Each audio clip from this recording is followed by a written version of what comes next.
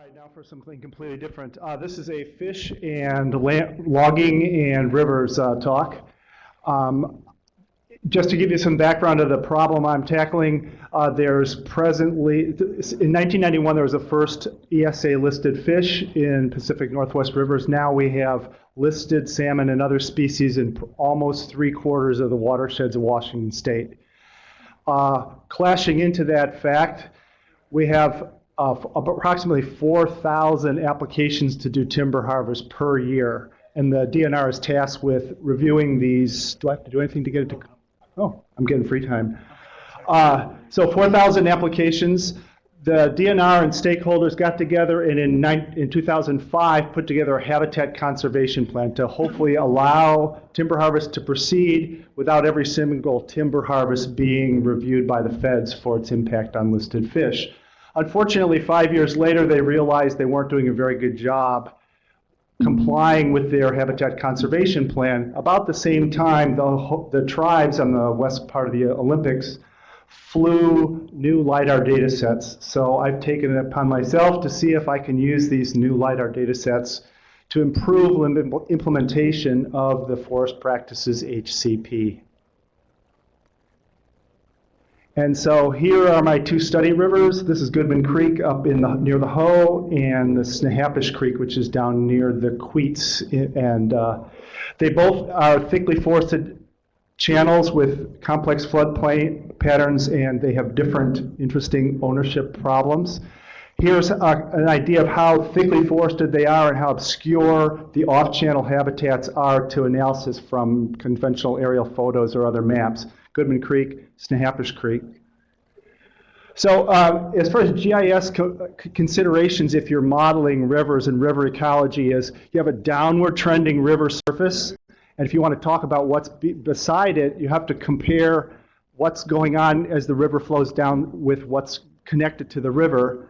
You also, so I made two models. One is a hydraulic model, and this is using HEC-RAS. This is the big rivers part.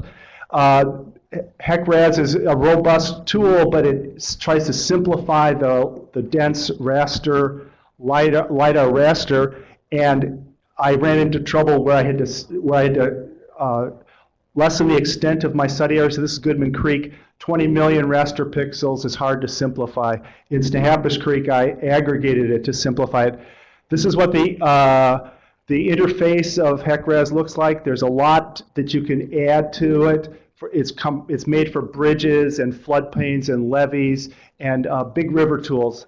But it gives you very good outputs even in wildland rivers. So this is the floodplain modeled in HEC-RAS at Goodman Creek. This is one of the other graphical outputs. It gives you a lot of good tabular data about where the water flows, where it flows at different floods.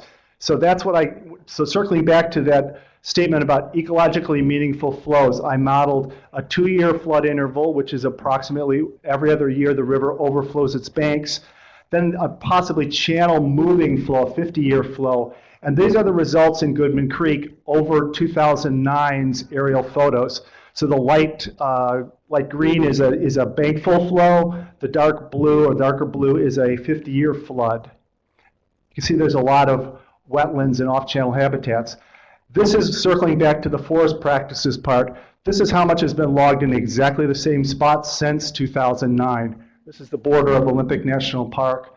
So there's a lot of potential impacts of timber harvest on these off-channel habitats. So I tried to make a simpler model that DNR could use to model these off-channel habitats, a relative elevation model.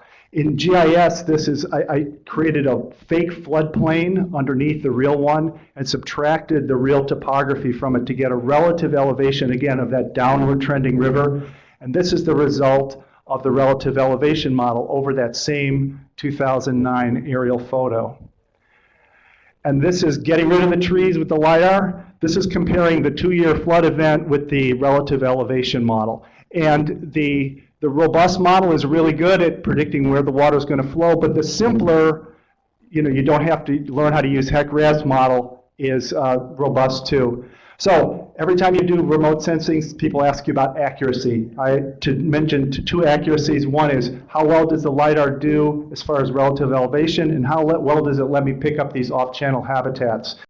And the short answer is, since the GPS from the LiDAR is flown above the canopy, the LiDAR is actually better than taking a survey-grade GPS out there and measuring it, and it does a really good job at picking up the wetlands and off-channel habitats.